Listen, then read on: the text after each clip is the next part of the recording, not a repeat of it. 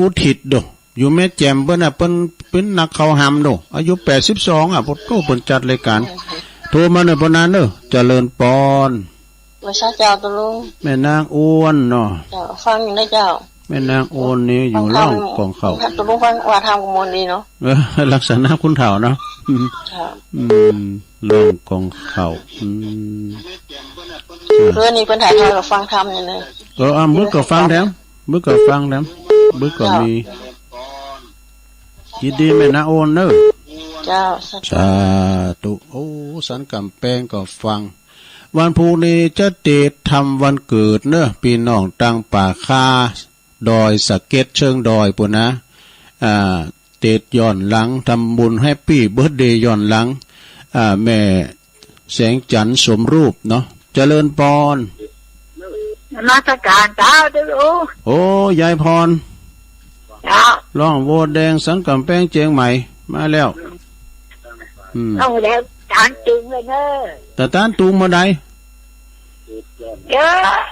ะนกกระลาเนี่ยโอ้ปลาไก่มันก็กล่าวกันเนาะตานตุงครับตานให้หลวงพ่อธรรมโกศลดีก็ไก่มาก็ว่าแถมก็กล่าวนะก่อนนี้เป็นตานตุงตานหมอตานไหดูเนาะตานใหม่ตานคาตานก่อน7 วันยินดียายพรล่องวัวแดงเอามาแถม0899556506วันพุธเจ้านี่เป็นวันพัดตุลุงออกตามปกติเนอะตั้งแต่ตี 3ถึง5 โมงตุลุงก็ไปเข้ากำแล้วก็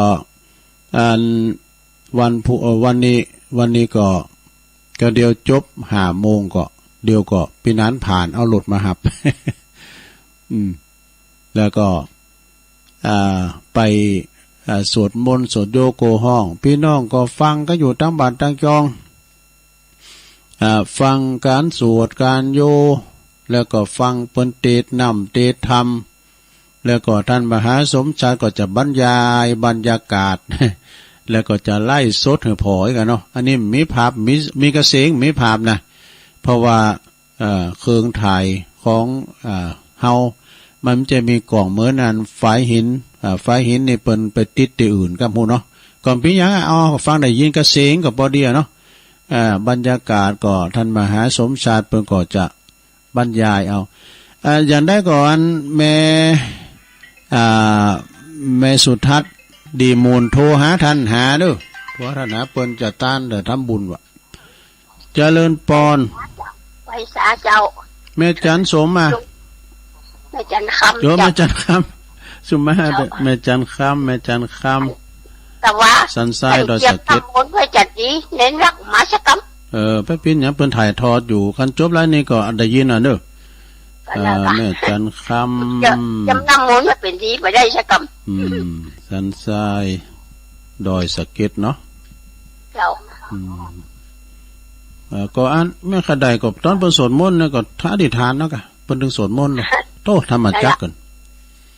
สวดมนต์แตนสวดมนต์ใหญ่สวดมนต์หลวงสาธรรมวัดสวดมนต์อยู่ตั้งบ้านก็สวดด้วยกันเด้อศักดิ์สิทธิ์นะสดาญาโยมเด้อแม่ฟังเยอะเราจะไปชดอยู่ฟังดีแล้วเนาะหลวงพ่อกฤษว่าสาธุดีแล้วหลวงพ่อกฤษจากปางโมพุทธอุทยานปางโม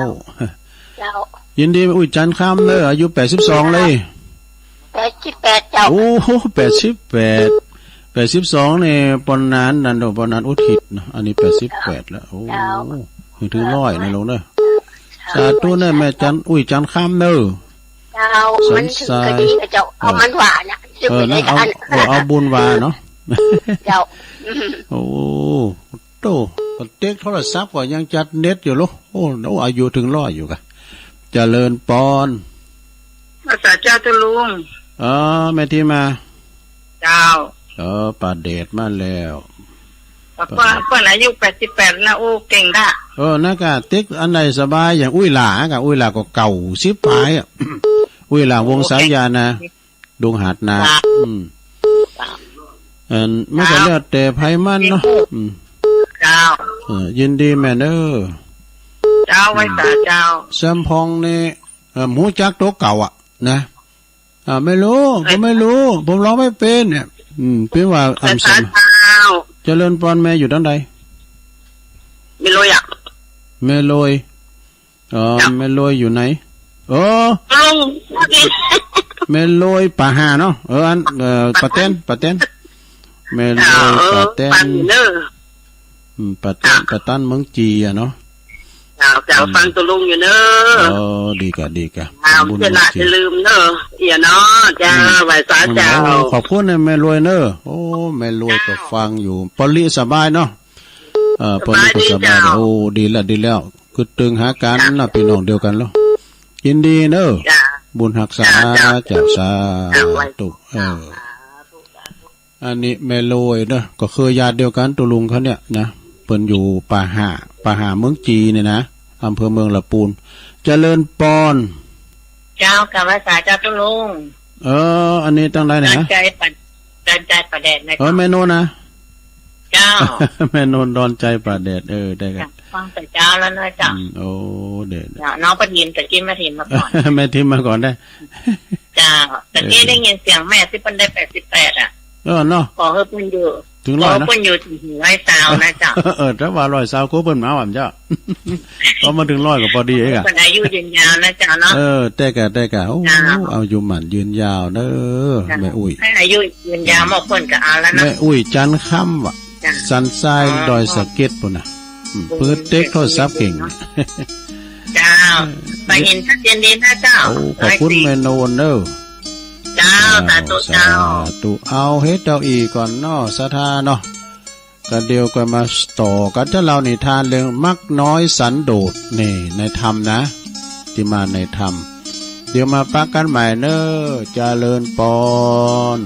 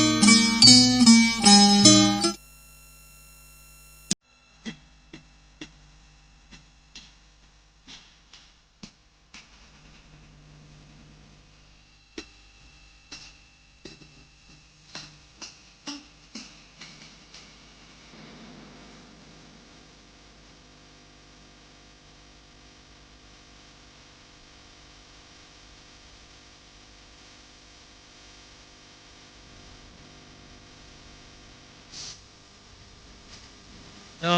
ยแสงทางฝันจึง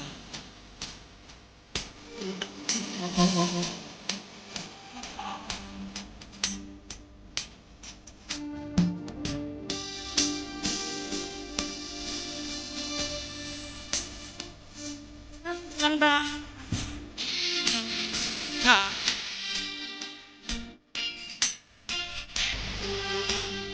โอ้งา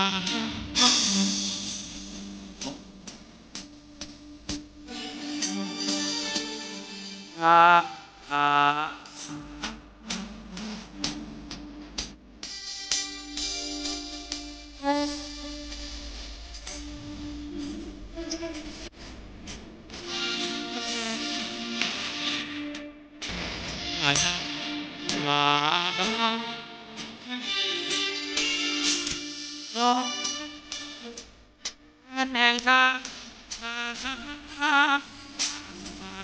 และพา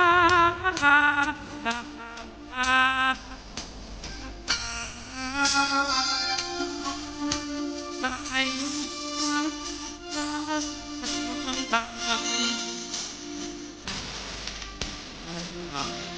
งานไอ้ทางมองใจ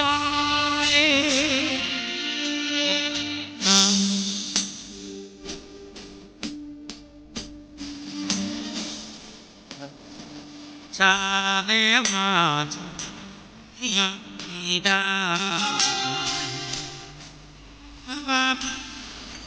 วันนาถ้ามาไม่ไหนเห็นองค์ท่าน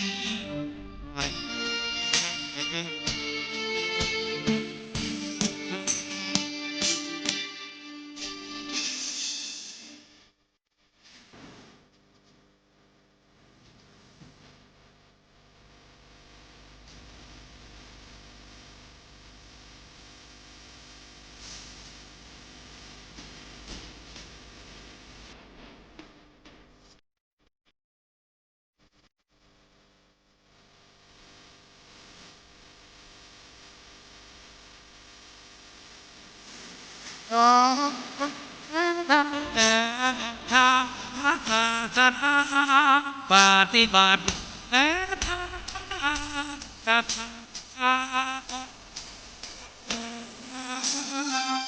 บนบา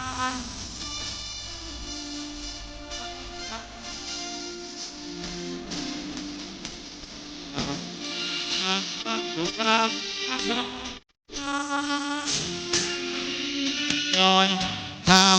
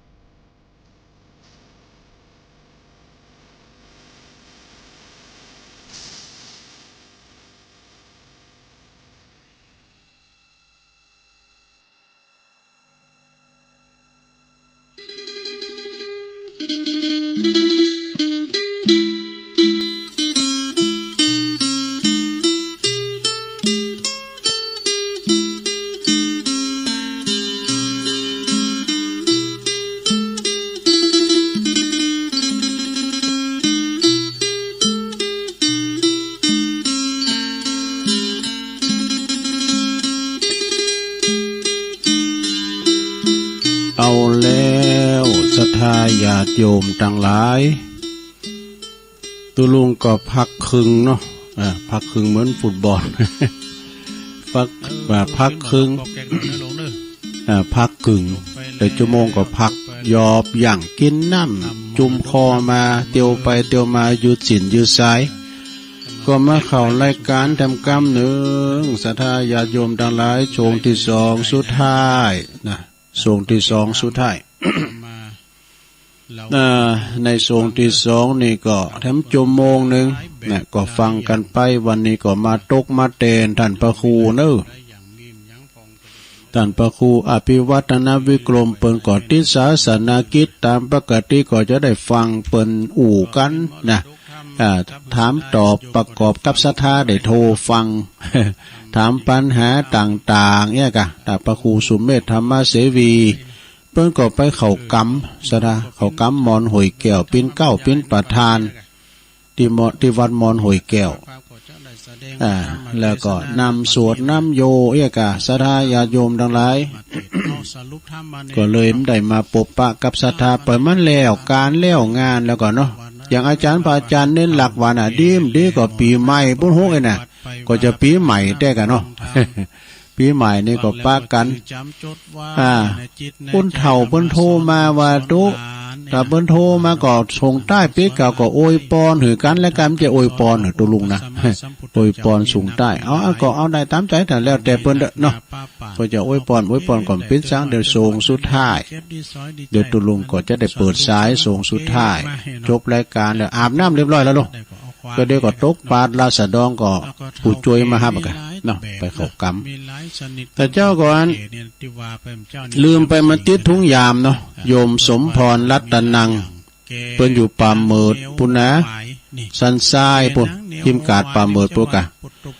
เปิ้นหอมซองมาติดอยู่ในทุ่งยามได้อ่านเปิ้นแล้วใจอ่านแล้วเด้อเปิดปุ่นตั้ง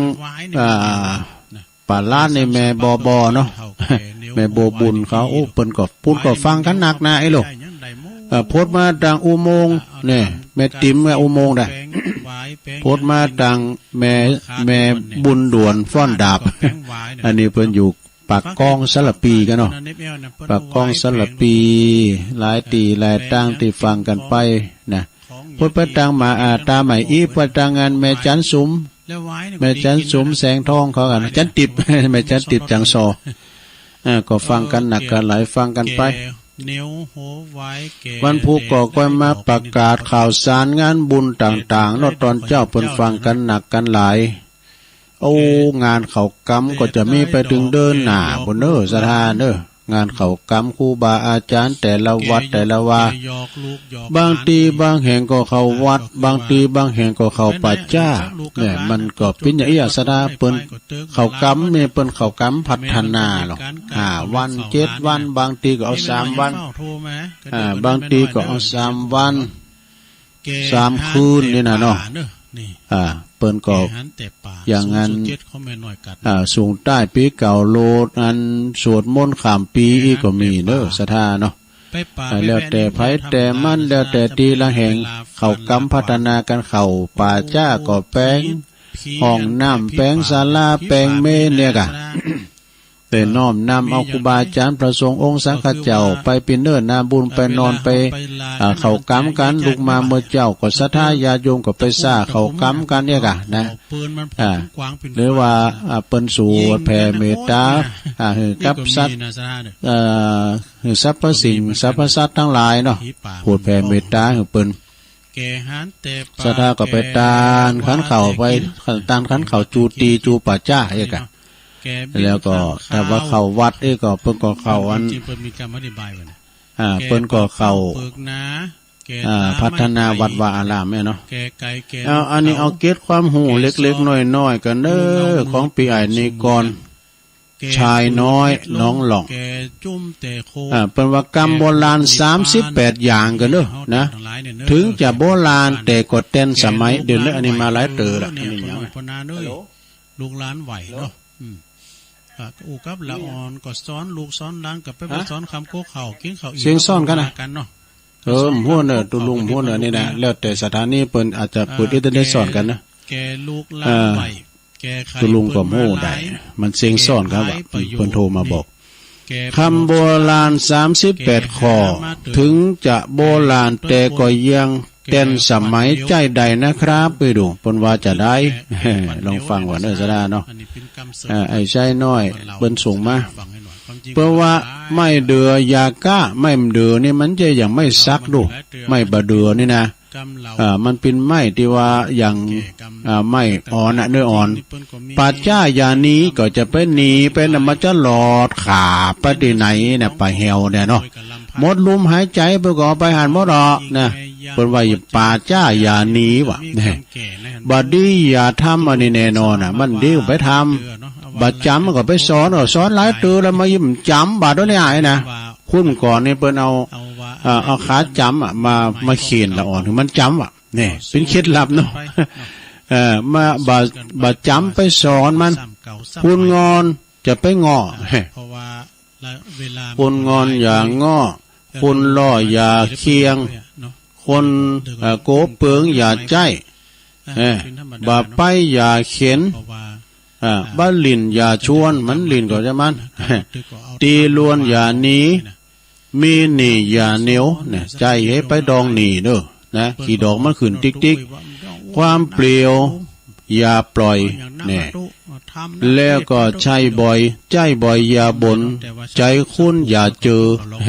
ลูกเสืออย่าเล่งเนี่ยลูกเสือลูกจะเข่เนาะเสบียงอย่าขาดของกินของว่าจะไปมันขาดเนาะของกินหิวโหยความหิวเป็นโรคอย่างยิ่งฉลาดอย่าโกง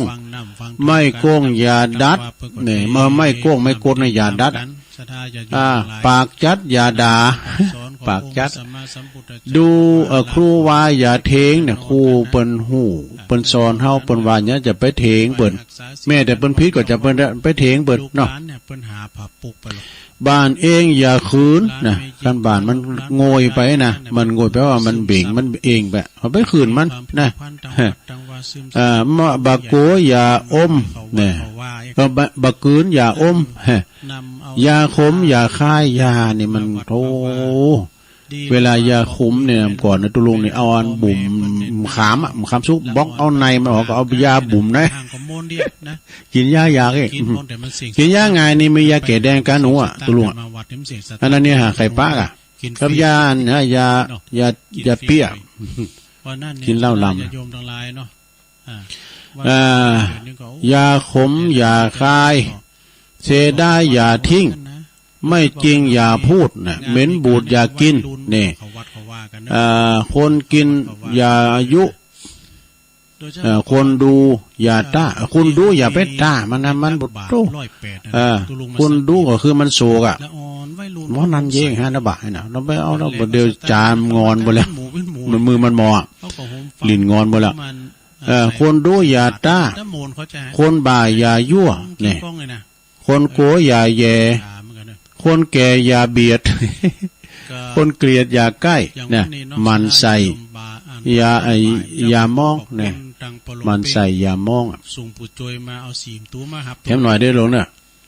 จ้องห้องอย่าคบแบบไม่พบอย่าหาหมูหมาอย่าเหยียบเนอะเนี่ยได้เปรียบอย่ายิงผู้หญิงอย่าหลงแห่อันนี้เป็นว่าสมบัติใดเป็นว่าปฏิบัติใดทั้งใจและก็ทั้งกายเป็นสุขแน่นอนจบในศรัทธาญาติโยมมี38ข้อได้อธิบายวาโลดไปเลยนะขอบคุณไอ้นิกรเด้อชายน้อยน้องล่องหนึ่งผ่านไปเอาต่อไปอันนี้มาวาดำกำหนึ่งเกินจะได้นะเอาอย่างเอานิทานเนาะนิทานนี่ก่อนกันเวลามันหลายก็เอานั้นมันเล่าแถมเอานิทานเรื่องนี้ให้ชื่อเรื่องว่าเปิ้นว่าเป็นนิทานกล่อมนะครับไม่ใช่กล่อมก็แล้วเนี่ยชาดกมาในธรรมมักน้อยสันโดษมีเรื่องว่าพระนิคมวาสีติสะผู้มักน้อยมักน้อยแปลว่า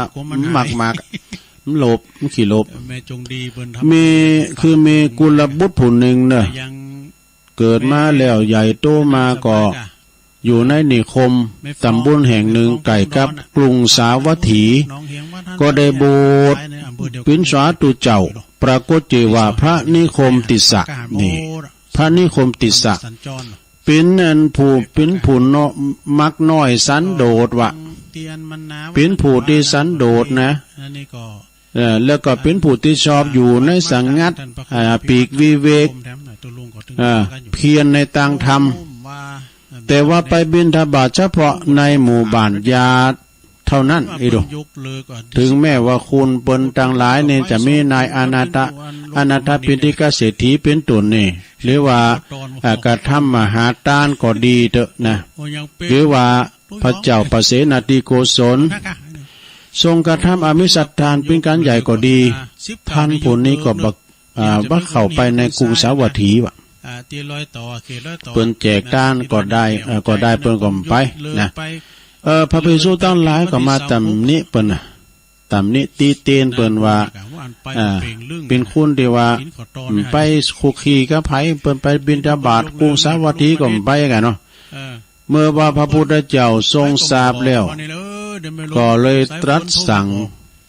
เขาหาตัวมาเฝ้าพระพุทธเจ้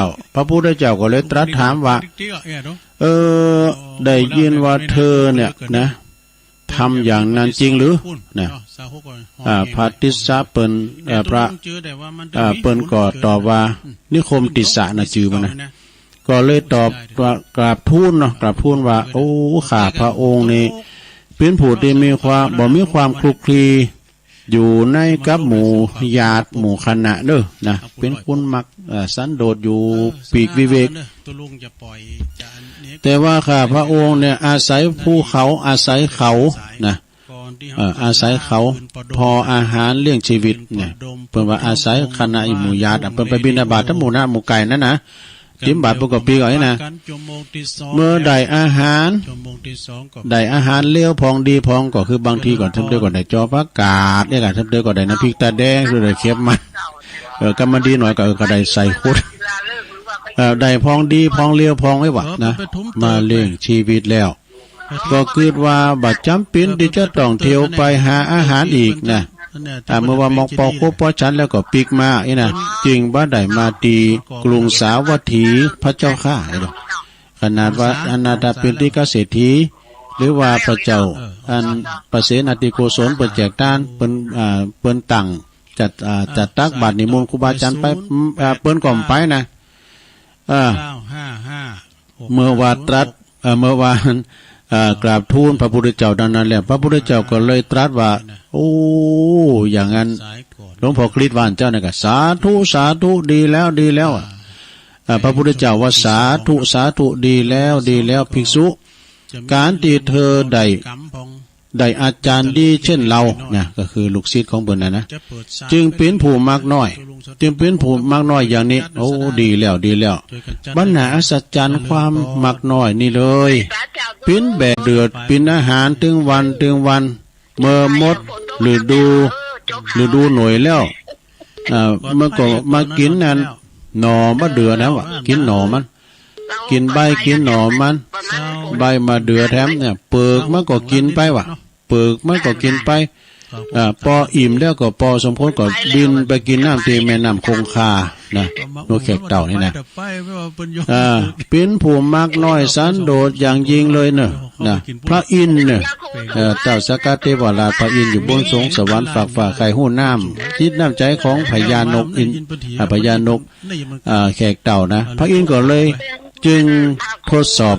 สามารถทดสอบทดลองว่าทำให้ต้นไม้บะเดือนั้นแห้งเฉาตายไปโคนกูนลุงเลยเหลือกระตอมันก็จะอยู่ในนี้ตลอดพญานกแขกเต่าก็เลยกินผลบะเดือพญานกแขกเต่าก็กินผงก็คือมันผุมันไปกะที่มันไหลออกมาก็กินนอกจากข้างในแล้วก็ลุงไปกินน้ำที่มาแม่น้ำคงคาเหมือนเดิมแล้วก็มาจับอยู่อาศัยอยู่ที่ตอไม้บะเดือตัวนั้นนะตอไม้พระอินทร์หันว่าเป็นความหมักน้อยอย่างยิ่งเนอะนกแขกเต่าตัวนี้นะจึงจำแรงปิ้นพญาหงส์เนี่ยพระอินทร์เลยแสลงกายปิ้นพญาหงส์ทำละปานางสุชาดาบินมาจับอยู่ต้นไม้เดือทั้งตัวหนึ่งซึ่งก็มีไก่กับตอไม้เดือนั้นแล้วก็ถามขึ้นว่าต้นไม้เดือนี่เปลือกเปิดเติมสางนั่นนี่ก็หน่วยสุกกับเหลืองหามนี่ย่อมมากินเพพี่นั้นมากนักไอ้นะยังใจของท่านนี่ใจของนกแขกเต่านี่จึงยินดีอยู่กับต้นไม้ผู้นั้นเช่นนี้หรือนี่นะอันนี้เปิ้นถามนะปิ้นพญาหงส์ดูปิ้นพระอินทร์นั่นเนาะปิ้นพญาอินทร์เปิ้นแสลงกายมาปิ้นพญาหงส์ถามนกแขกเต่าพญานกแขกเต่าก็เลยตอบไปว่าโอ้ไม่บาเดือต้นนี้นะเป็นที่อาศัยเลี้ยงชีวิตอินทรีย์ของเฮามาเมื่อนานแล้วเฮาได้อยู่เฮาจึงยินดีอยู่ที่ต้นบาเดือผู้ต้นนี้แหละนี่นะพระอินทร์ได้ฟังดังนั้นแล้วก็สอบอกสอบใจสาธุสอบใจจึงบอกว่าบอกความจริงนะความจริงนี่เฮาไม่ใช่ไผเฮานี่คือเป็นพญาอินตานะมาแถลงกายมาทดสอบทดลองทันแล้วก็กลับเป็นพระอินทร์เหมือนเดิมเลยบันดาลหือต้นมาเดือนั้นกับปิ้นต้นมาเดือนุ่มนี่ใหญ่ตัวเวยได้เหมือนนี่แหละมีแต่มีดอกมีผลประจำอยู่ปิ้นนิดเนอะปิ้นอันว่าความมักน้อยปิ้นเยี่ยมเป็นว่าปิ้นเยี่ยงอย่างของเฮาอย่างจริงนี่ภิกษุผู้มักน้อยก็จะบัดเสริมจากมักผลนิพพานมักจะได้อยู่ใกล้กับนิพพานเป็นแน่แต่เนอะแล้วพระพุทธเจ้าก็ตรัสว่าภิกษุ ภิกษุยินดีในความบัประมาทนะหรือว่าหันไพ่ในความประมาทจักบ่เสริมจักอยู่จักได้อยู่ไก่นิพพานมีหันลายหนึ่งก็ตูเจ้าเสกมันซ้อนนะแก้วตั้งสามนี่ขันแก้วตั้งสามนี่นะขันศีลขันป้อนขันแก้วตั้งสามก็คือใส่ขันแก้วตั้งสามไอ้เรื่องนี้นะใส่ขันแก้วตั้งสามนะพุทโธอะระหังธัมโมปัจจตังสังโฆยติตังกำปืนใส่นะมันมี3ปุน3แจงโน3แจงนี่นะอย่างเฮาก็ใส่ไปตามนั้นเปิ้นกราบไหวนะเปิ้นใส่แล้วเปิ้นไหวนะขันแก้วตั้ง3ขันดีสามัคคีงามเพราะว่าขันดีมงคลดีงามก็คือขันศีลขันปอนนี่ขันศีลขันปอนมันมีขันกับลูกศรัทธาเต็มให้มันดีนะเพิ่นไปขอศีลก็ต้องเอาขันไปนะเอาเกณฑ์ขันศีลเนี่ยขันปอนขันศีลขันปอนก็จะไปลืมดอกไม้ซึ่งเป็นของก่อนหน้านำตาเนาะหลวงเนาะแล้วก็ขันติบอดีก็คือขันติอดใดเป็นดีก็คือขันตินี่ขันติคือความอดทนนะลงนะอดทนต่อความลำบากบากบั่นทุกสิ่งทุกอย่างเนาะขันติคือความอดทนคือขันติขันติเปิ้นหลงเกินต่ำนี้คือขันสุมาเนี่ยแปลงขันสุมาไอ้บ้านก็มันก็จะต้องไปวันที่26แปลงขันสุมาแล้วก็ขันดีเป็นงานมงคลวิวาก็คือขันหมากขันหมากนี่มันเป็นขันเรียนขันเป็นจะได้มงคลวิวากันเนาะแล้วก็ขันดีมันเป็นว่าอาหารข้าวหวานหลายหลากก็คือขันโตกนี่ขันโตกนี่โอ้ศรัทธายกไม้ขันไปวิหารบนขันโตกอันนี้ขันอุปโลกเนาะตุลุงก็ลืมไปแล้วขันอุปโลกเปิ้นว่าเหรอยายพรยังปัตมาปะโกสังฆเตระสัพพะปุณติอาวาเสสาภาคาเสสานังปิกุนังปะปุณติสุขังปริปุญจตุสังโฆดุจติน่ะตุลุงเคยลืมไปแล้วก่อนนี่ว่าบ่อยกะศรัทธาของกินหูเนาของเราหูลืมก่อนนี่ปอนโวหารเนี่ยนะบุรุษได้จัดหลายในวันนี้ก็หากว่าปินวันดีนะเดี๋ยวนี้เด็ดเอามันก่อนมันพูดมันตานหนักย่ะก็จะเอาตามแบบฉบับเขาแล้วปุถุเขาแห้งกะ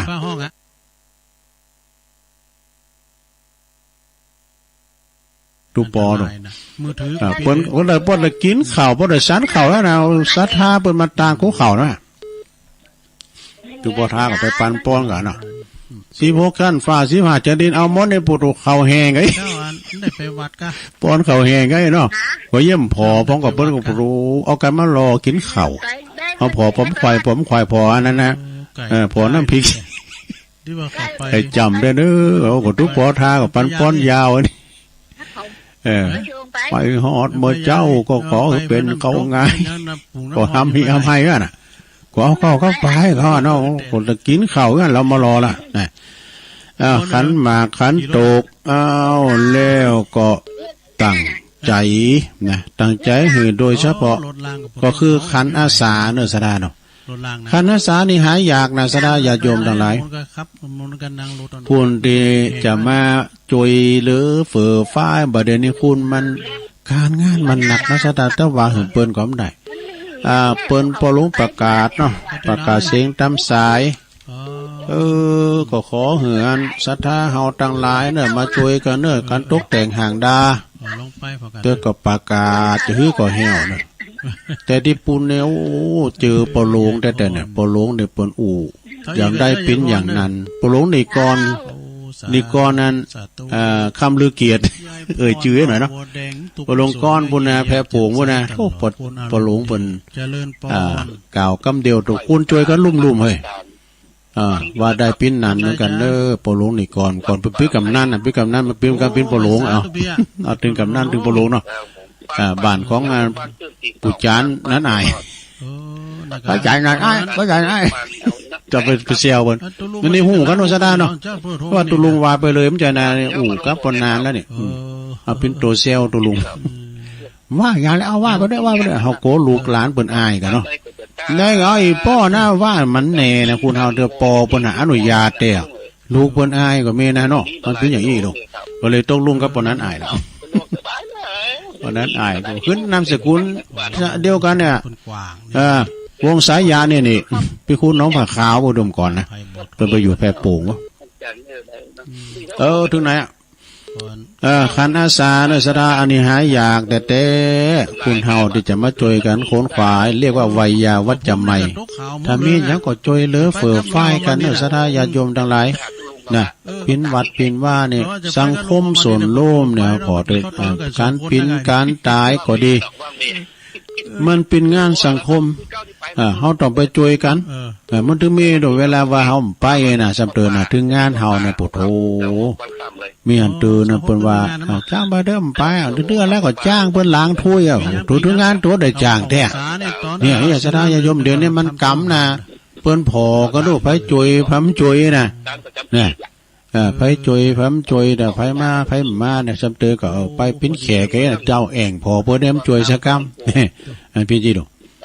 ก็ยังดีก็ไปเปิ้นหันหน้าหันตาเนาะคนควายเนอะมีปัญหาก็คือขันแตกขันที่เป็นขันแตกไว้แล้วเนี่ยแล้วก็สุดท้ายโยมคุณตีทำโตเหลวแหลกก็คือข้านหันมาเฮ้ย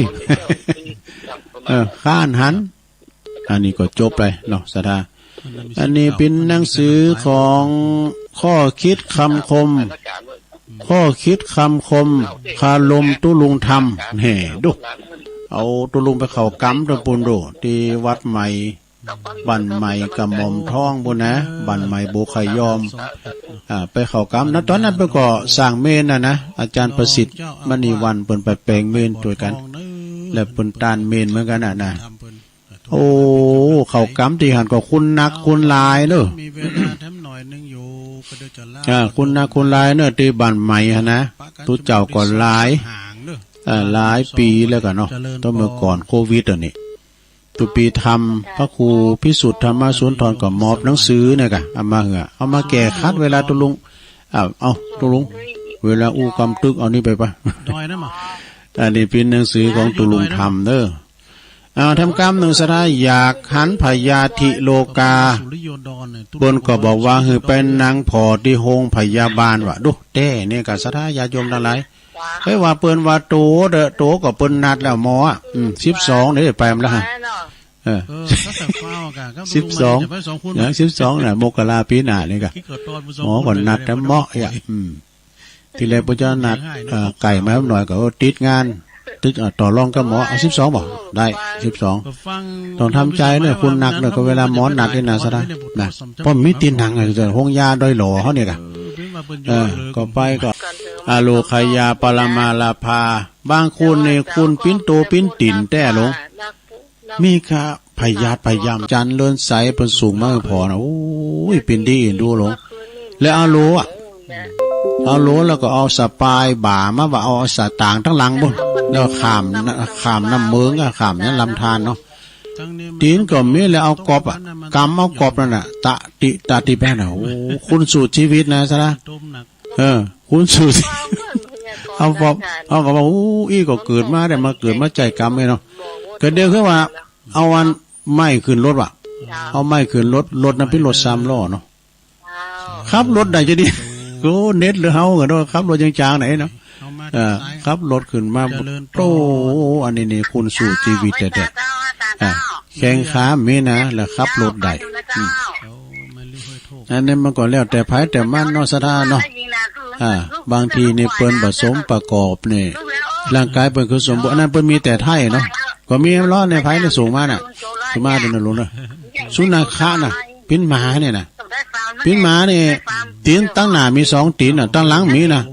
พุดตั้งแต่ต้องไปแล้วก็เตี้ยว2ขาน่ะว่ะมันคือมันตายนะเนี่ยมันเกิดมาปีหน้าหนำจะว่ามันปิ้นพิการมาต่างนี่นะเพิ่นว่ามันเกิดมาต่างอันน่ะแล้วขึ้นแล้วมากินอย่างได้มันถ่ายอย่างได้โหเนี่ยเนาะเตี้ยว2ขาตั้งหลังก็ตึก ตึกกุ่นเนี่ยตั้งหนาวบินโฮเนาะมาเอาไปออกงานอะไรกันออกงานวัดไหนเลยเอาหันเป็นดีไข่โหโอ้ไปไข่โหจะเพิ่นเนอะปิ้นบาปนะมันก็มีสัพปะนะลงเนอะกรรมมุนาวัตติโลโกสัตว์โลกต่างหลายก็ยอมปิ้นไปตามกรรมเฮาอยู่ดีกินได้นะสะดาเนาะเกิดมาปิ้นเกี่ยวปิ้นพูนเนี่ยดีนักแลเนาะผู้คุณเฮาเกิดอยากกิจโฉมนุสสะปฏิลาโภบางพองก็เกิดมาเป็นสัตว์สิ่งมันมีนะสะดาคุณเฮาตึกตายไปปุ๊บเนี่ยเกิดเป็นสัตว์สิ่ง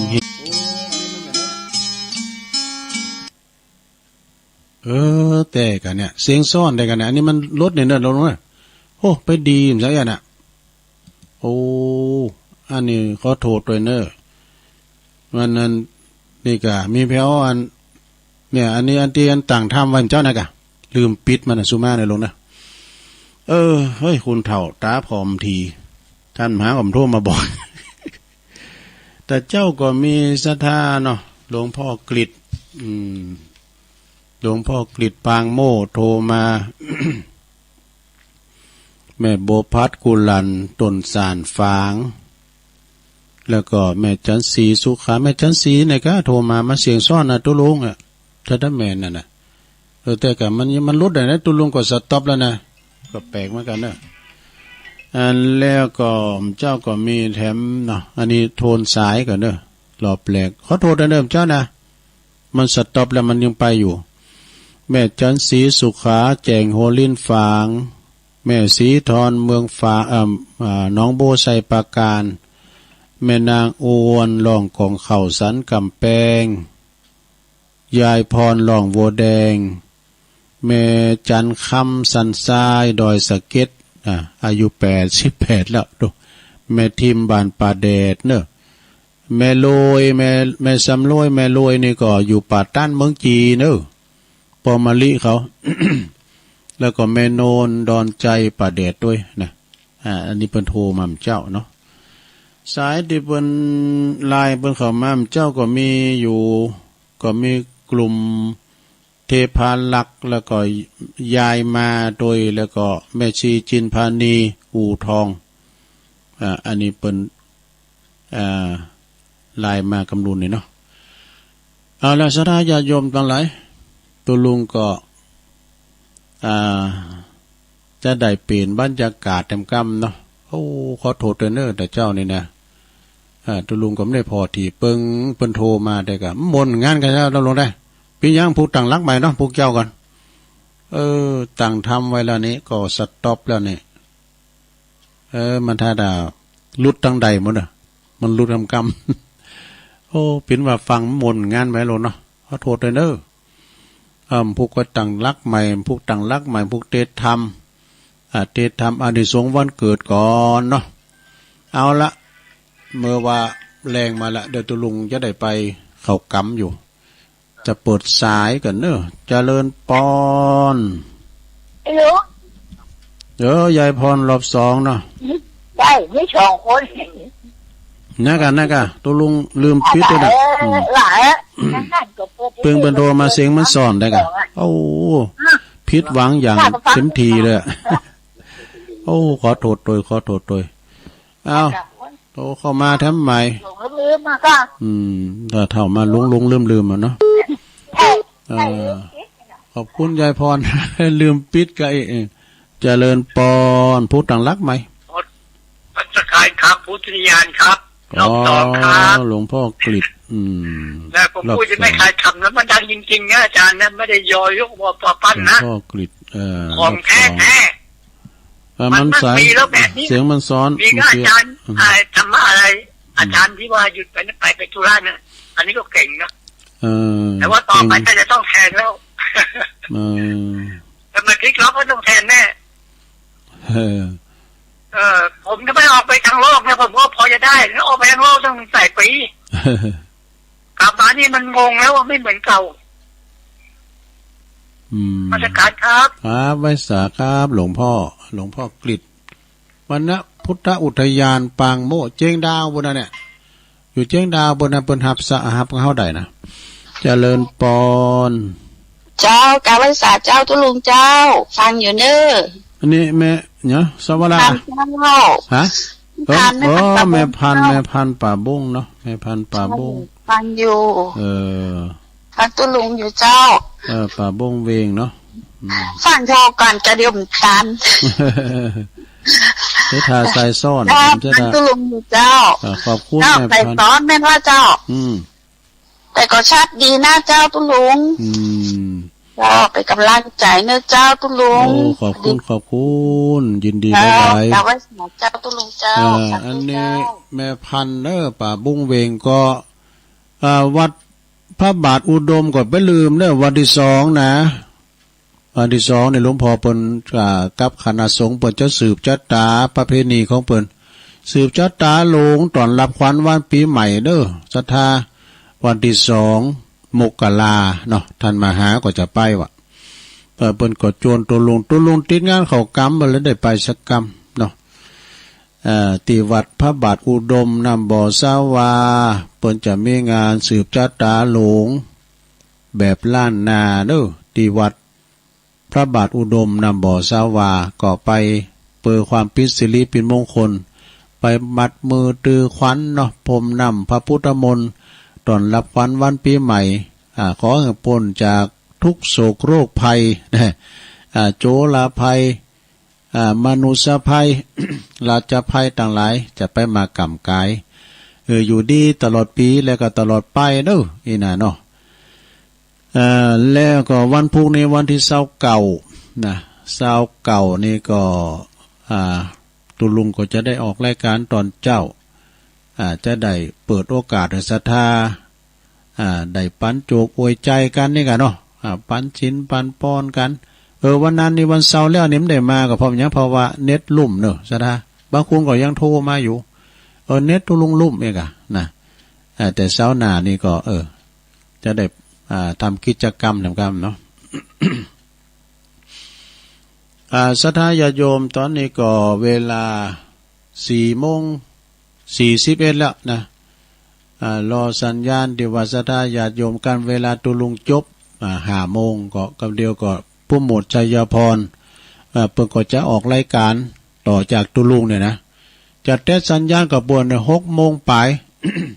รายการของผู้หมวดชัยพรจบก็ตัดเข้าสู่ในงานเข้ากรรมนะลูกขมูลกรรมก็จะได้ฟังเสียงสวดมนต์สวดโยโกห้องของครูบาอาจารย์กันต่อไปนะก็เดี๋ยวจบรายการตุลุงแล้วก็ตุลุงก็ตกปาดรัศดรก็ไปนะไปตีเข้ากรรมทำกรรมเนาะไปตั้ง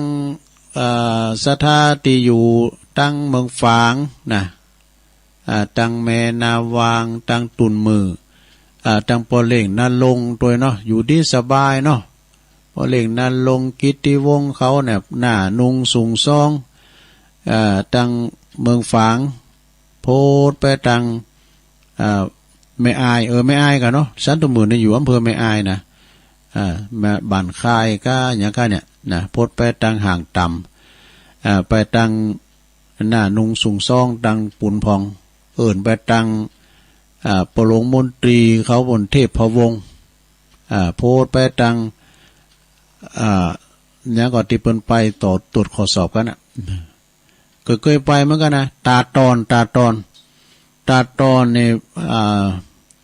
เคยไป2 เตือก็ตาตอนเหมือนกับเขาไปเตียนเจียงไฮไปเมษายเมษายนี่ก็ไปขึ้นดอยเว้านะพระธาตุดอยเว้าลงดอยเว้านี่ขึ้นไปบุญเพิ่มกล้ามนะโหเพิ่นแพงเจ้าเว้าตัวหลวงก็ได้แหละเคยไปเตอก็เฮาอยู่บุญนะหันว่ากูฝั่งตั้งพม่าก็ฝั่งตั้งเฮาก็ไอ้นะมาอยู่บุญดอยอย่างดอยหน่อยเองอะแต่สูงเลยนี่ก็เนาะขับรถขึ้นได้อยู่นะหลายตีหลายตั้งกะที่เคยไปเขาว่ามซื้อนี่ไม่ได้ไปกับเปิ้นสักกรรมสดาก็เสียดายอยู่เหมือนกันแหละที่จะไปสืบชะตาท่านพระครูบวรธรรมาภิรามหันท่านมหาสูงไล่มาก็คุณแน่นนาได้ท่านมหาไปเป็นตัวแทนนี่นะกะท่านมหาก็ไปเป็นตัวแทนติดงานกันหมดสดาเนาะทรงนี้ก็เป็นทรงงานแล้วโหดเลี้ยวโหดต่อเนี่ยก่อนที่จะถึงปีใหม่นี่นะถ้าแขมได้อยู่วัดก็ไปช่วยงานเพื่อนเนาะสดาเนาะถึงว่าเวลา ปีใหม่แล้วก็ยังมีอยู่ติดต่อติดตื้อเนืองๆกันไปอยู่เนาะเพราะว่าปีนี้นี่เปิ้นปลดล็อกนะปุณณนุที่วัดใหม่พัฒนานี่มันจะมีขึ้นมาแถมใหม่พัฒนาเนี่ยอยู่ตำบลยางครามเนาะยางครามนี่ก็วัดตุปีเดชก็ว่าที่แล้วเนาะป้ายแดงนี่พระครู พระครูป้ายแดงนี่ในวันที่20เก่าเนาะวันภูกะพระเจ้าเขากรรมเนอะที่วัดใหม่พัฒนานะเก่าธันวา65 1 มกราคม 66ที่วัดใหม่พัฒนาในพระครูสถาพรพัฒนาลังสีเจ้าคณะตำบลยางครามเนาะแล้วก็เปิ้นจะมีสวดมนต์ข้ามปีด้วยในวันที่31นะเน้นวันที่31ด้วยนะแล้วก็ยางครามเนี่ยเปิ้นปิ้นกันเนอะซะนะโอ้ตุลุงก็ปิ้นกันกุฏิไอ้เด้อนะแต่ยางครามเนี่ยโอ้ตั้งนายกกาตั้งชมรมกำนันผู้ใหญ่บ้านกาเนี่ยเปิ้นมารวมกันหนักแล้วก็กันมาไปเข้าไปช่วยงานที่วัดนั้นใหม่พัฒนานี่ก็ดีนะก็ดีพี่น้องใต้นักขนาดและเวลาเปิ้นต่างทำหลวงก็แห่มาคนเดียวเลยนะแห่กันแต่แกมาปล่อยวาวกันมาสุดทางเปิ้นมาถึงลูกถึงหลานเนอะมีให้กุฏิเนอะที่นี่ธรรมดาที่วัดมนวัดนั้นเหล่ามนทาทิพย์นี่นะอันนั้นก็ดาละอั่งดาละอั่งก็ถามว่าดาละอั่งก็มันพี่น้องใต้เนี่ยมันจะพันเดียวใจเผาเดียวกันมันใจว่ะนะคุณละภาษาว่ะอันนั้นบอกนะแล้วก็มีหลายตีแต่เจ้านี่ก็มาจะหลายเหมือนกันเนอะที่มอนหอยแก้วนะเพิ่นมาใส่บาตรกันนะพี่น้องใต้เพิ่นอยู่ไปกุฏินะไปรับจ้างพองก้าเฝ้าสวนลำไยพองก้าปุดโตเปิ้นคักเปิ้นหมั่นกันอย่างเตียนมุงหลังคาก้านี่ก็ได้พี่น้องไต้นะช่วยกันเนาะ สถามีก็โทรมาวันพุกนี้ตุลุงก็จะเข้ารายการเทศธรรมอานิสงส์วันเกิดด้วยเนาะเจริญปอนนมัสการเจ้าโอ้ข้ามาได้อันอู้เตี้ยก็ถือว่าได้เลยไปเป็นหยังก็ไปเป็นหยังแม่จันสมเนาะแจกซองน้ำบ่อสว่างขึ้นกันมาเดี๋ยวนี้โอ้ไปจาก5 โมงแล้วอีดอกเพิ่นมีงานหยังน่ะกะที่เพิ่นที่มันจะสืบชะตาวันที่2นะกะซึ่งซองซึ่งปฏิทินแจกอดซะดีกะอันก็ไปกันหลายอยู่กันเนาะทางแม่อายเฮาเนี่ยหลายจ้าโอ้งานใหญ่เนาะเพิ่นมีกุปีสืบชะตาประทำกุปีเนาะก็ขอบคุณแม่จันสมหลายๆเด้อเจ้าโอ้บุญรักษาร่วมกันลุงเลยนะเจ๊อันนี้ก็จิตอาสาเด้อแม่จันสมเลยนะเนาะแม่จันสมมานี่จากปูนหลังกาดแม่สาวเจริญปอนเจ้าเจ้าเจริญปอนอยู่ต้องได้แม่อยู่ตีนดอยนะกะเจ้าแม่หนอกแม่ครูเจ้าครูฟองจันไม่ได้ไปสักวันอันม่อนห้วยแก้วมันไปยากเจ้าตุ้ลุงปดองก่อนนี้ขับรถจะเที่ยวเนี่ยเดี๋ยวนี้ขับรถไปกลัวไปเห็นเราไปเรียนเลยปีแล้วการเกี่ยมพระโปกไว้เป็นนอนนะจ๊ะนอนเข้ากล่อมตีต้นปีโควิดเนาะไม่ได้ไปนอนปีนี้จึงไม่ได้ไปถึงหลวงโธ่พี่นันประกอบฟ้าไว้ด้วยเจ้าเพลงว่าจะดีทีนี้ก็เลยไม่ได้ไปเนาะเมื่อก่อนบัดนี้มันแก่งานก่อนนอกเลยลุงแม่น่ะแม่ก็ดีไปเจ้าทำได้ก็ดีไปโบสถ์ร้านแล้วเนาะเป็กร้านเลยลอยเนาะเจ้าวันนี้ก็ไปลูกกรุงลืนมากับแม่เจ้าไปดาปัวพุ่นดาโคเจ้าวันนั้นก็เป็กวันนี้ก็งานอย่างเพิ่นทำบุญจ้ะไม่มีงานตลอดเนอะว่ากูงูลืนเนาะมีงานตลอดหมอกับงานไปทางนั้นกับทางนี้เนาะเจ้า ขอบคุณ ฟังอยู่เด้อตะคืนก็ฟังจ้ะฟังตัวหลับตัวเมื่อคืนนี่นะเมื่อกี้หลับแหละเจ้าจ้ายินดีเนอะเป็นกำลังใจตัวลุงอยู่เนอะเจ้าสาธุเจ้าแม่ครูฟองจันเขียวหน่อเมืองต่อตีนด้อยเนี่ยก่อนนี้เพิ่นขึ้นรถขี่รถขึ้นมานะมาก่อนเพิ่นมกกันนะวันศีลนี่นะมันจะมาได้นะเอาดอกมาช้ำมาใส่อันแจกันทำใกล้น่ะแล้วเดี๋ยวนี้เพิ่นขึ้นรถนี่ได้อยู่แต่ว่าขี่ขึ้นด้อยมันคันได้เพิ่นก็เลยไม่ได้มาเจริญปอนว่าสาครับท่านโอ้ปุรามน้องบัวมาแล้วเอาให้หน่อยมั้ยเหรอเวลานี้เมาไปเลยเอาเราเลยงานตันใส่ตันแตนเอาเลยยังเรียงได้แล้วครับได้เล็บปะนะไปว่าตั้งหลายปีบ่ตันใส่ตันแตนเอาให้หน่อยเอาเมาไปเลยมันมีไผที่พักอย่างกองหลังดังมาแล้วเจ้าอย่าจะทาตั้งหลายถวายยกข้าวกะเทียมเตรียมเอาใส่บาตรสังฆาข้าวเถียวเนี่ยไก่ใจกันแล้วว่าพระสังฆเจ้าครูบาสุโขมีคำปรารถนาปิ่นที่ประกาสุขาบ่น้อย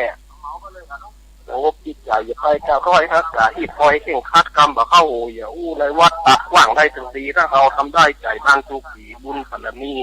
บินทบาทเข้าก้มหน้าลงดินพอตื่นถูเจ้าเกิดความตื่นเอาทอดเตอะเดี๋ยวส่วนตั้งหลายว่าด่าเอาหน้าเตอะ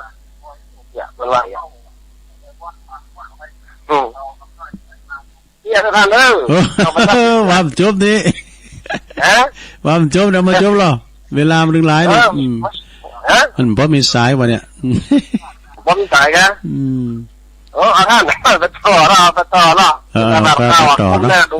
ได้พูดแล้วต่อพูดที่งานเขากำพูดก็ต่อเขากำมองเขาแก้วเจ้าเกิดความจริงเอาทอดเตอะเดี๋ยวเพิ่นทั้งหลายด่าเอาหน้าเตอะโบเรื่องสังอันใดนั่นน่ะผู้เกินบนหัวไผ่แต่หมวกนึ่งน้ำซุบบนหัวไผ่ใจเลี้ยวไวทอดเสียเจ้าร่วมกันสืบสานโบราณแบบเล่าพ่อแม่ของเราสอนไว้เกียรติพระสงฆ์พระองค์ท่านไทยลูกจิตสนเจ้าสัพพัญญูจืดจำใจจิตเข้าใจหูตาจองยังดูมูเพื่อนชาวบ้านสังเกตสังกายอย่าได้ด้วยด้านจิตใจชำนาญเตงว่าตักบาตรทำบุญหนุนรัตนะพระแก้วเจ้า3 ดวงเตรียมไว้ถ้วยถลายหลวงกระสอบถังตวงโดยพระคุณเจ้าส่วนแรกน้ำหนาจะทาแก่เข้าก็คือมูเอาเพ่งคิดเข้าสู่เข้าสารประมาณน้อยนิดอย่าบิดแบ่งอันใส่ไปด้านเงินบาททองเตือนเพื่อตามใจจิตตกถ้าได้ไข่บ่าวงแฮมติดตามมาหยุดจากตักร่างมือเต่งใส่งามนอบน้อมเข้าสู่เข้าสารอาหารในห้อมน้อมใส่บาตรทับถ้าทำบุญถ้าเราไปต่อเด้อผมพูดผมจะต่อเนาะครับโอ้ขอบคุณปอลามวิเชียนมาปินตาบ้านหนองบูเด้อขอบคุณหลายอันนี้เปิ้นก็เขียนเขาหำตักบาทเขากำเนี่ยกะสารใส่ตันเตนพองก็ขาหนองบูรู้เขากำเปิ้นมนคุณหลายวันพุธนี่ก็ตื่นเจ้าเนาะฟังเพลงบักเก่าโบราณแล้วก็ฟังพุกก็ฟังเขารายการเนาะประกาศข่าวสารงานบนกูวัดพุกนะบนสูงไล่มันก็กูวัดมียายพรรอบ2หลวงพ่อกฤษรอบ2แม่พันป่าบงเวงเด้อแม่จันสมมานี่จากหลังกาดแม่สาวไปแจกซองมานี่ซองนิ้มแจ่มห้ามที่นะแม่ครูฟองจันด้วยนะแม่ครูฟองจันเขียวหน่อเมืองอยู่ตีนด้อยน้อยเขาเนี่ยนั่นแล้วก็ปลามวิเชียนมาปินตาปุ๊บเข่าบนหอมดีแต่ถ้าใครเสียงแล้วนะปลามเด้ออันผ่านไปตะบุญเอาไว้แหวกเข่าหงเปิดแปลงเปิดนั้นทำคนเดียวเปิดนั้นปลูกคนเดียวนะโอ้มันปลูก เอาละเนาะตัวลุงก็ประคับประคองมาจนถึงเวลานี้ก็จะได้นำรายการจากลาศรัทธาไปก่อนเด้อวันนี้ก็มาตกมาแทนครูบาอาจารย์อุพิษผูกประการได้สุมาอภัยด้วยเด้อมันจะประเมินเสียงเจ้าของเปิ้นแหละนะเวลาว่าตัวลุงอุพิษผาดประการได้ก็ขอสุมาอภัยตุย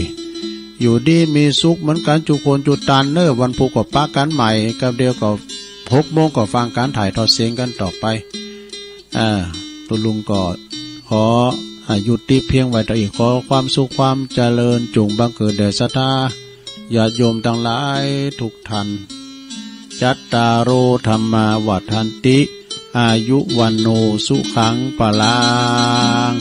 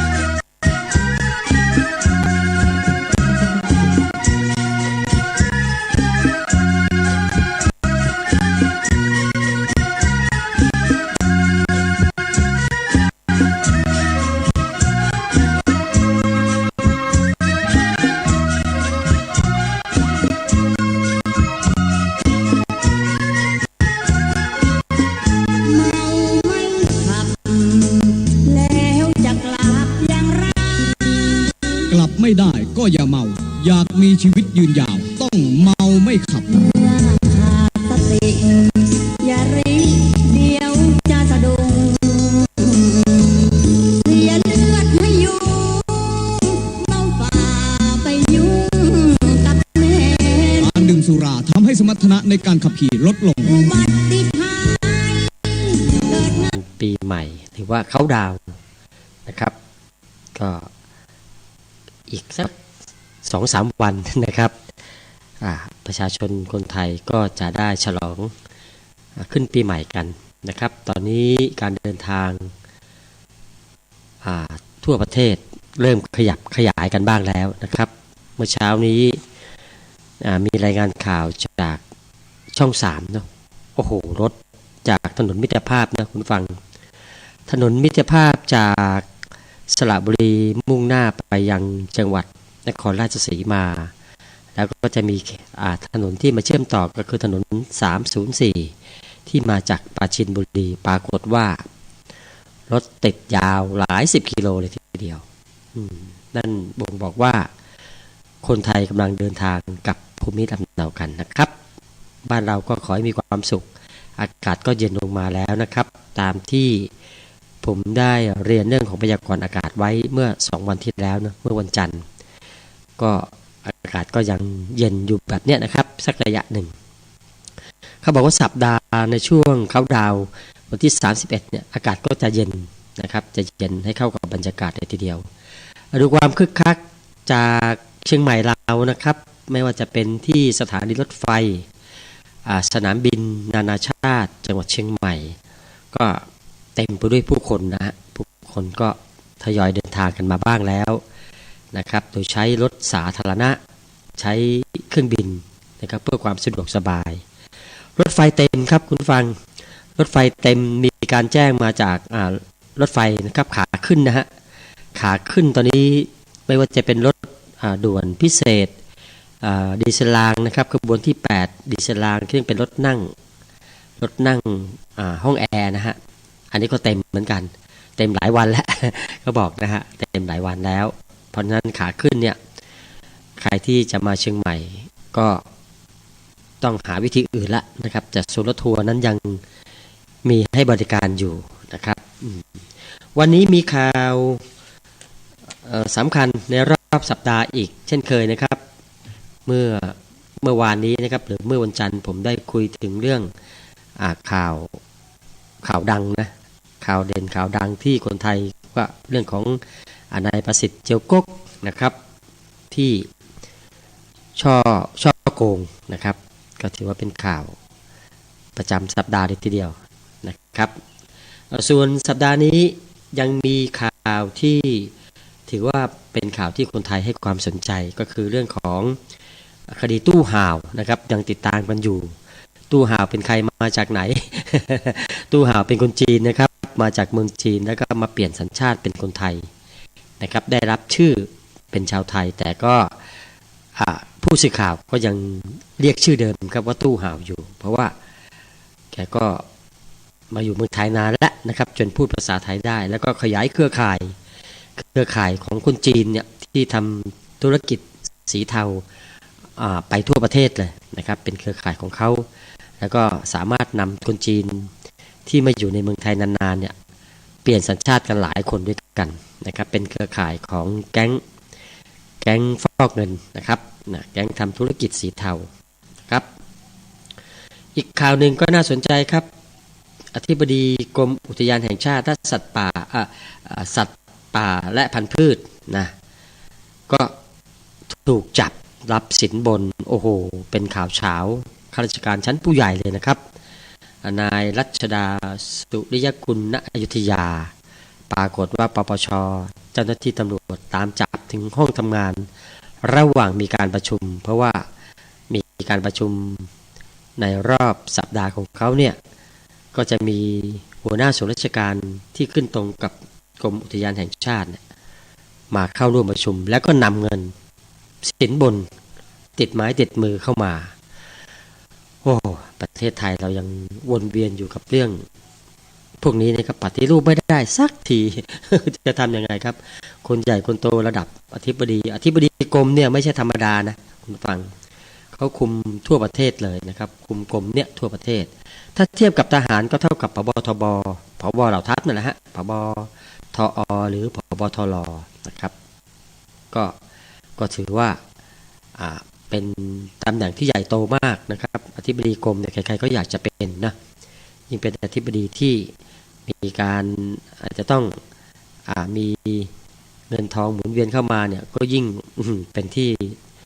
ต้องตาต้องใจของข้าราชการชั้นผู้ใหญ่แล้วก็นักการเมืองก็จะส่งคนของตัวเองเนี่ยเข้าไปนั่งตรงนั้นนะครับเพื่อที่จะเปิดทางให้มีการแสวงผลประโยชน์กันเดี๋ยวผมอ่านให้ฟังในช่วงหน้านะครับคดีนี้ของนายรัชดาสุริยกุลก็ฮือฮากันพอสมควรเลยทีเดียวส่วนข่าวบ้านเราก็ยังมีให้ติดตามรับฟังอีกหลายข่าวนะครับขอบคุณเจ้าหน้าที่ดีเจสถานีต่างๆด้วยนะครับในช่วงเย็นนี้ถ้าหากว่าท่านไม่มีรายการประจำก็ลิงก์สัญญาณถ่ายทอดสดจากวัดปากทางเจริญแห่งนี้ไปสู่ยังพื้นที่ของท่านนะครับก็สามารถเชื่อมสัญญาณไปได้นะครับ1 ชั่วโมงจากนี้ไปก็ฟังข่าวและเพลงจากรายการของผมนะครับ ช่วงแรกนี้ฟังเพลงกันนะครับ2เพลงผมตั้งเพลงเก่าๆของพุ่มพวงดวงจันทร์ไว้นะครับสาวเพชรบุรีและเพลงของยุ้ยปฐมาวันเขามูลคดีเจ็บนี้ไม่มีวันจางนะครับส่วนคุณผู้ฟังอยากจะร่วมจัดเพลงก็ทักทายเข้ามาได้นะครับที่052-010-084นะครับฟังกัน2เพลงแรกก่อนนะครับ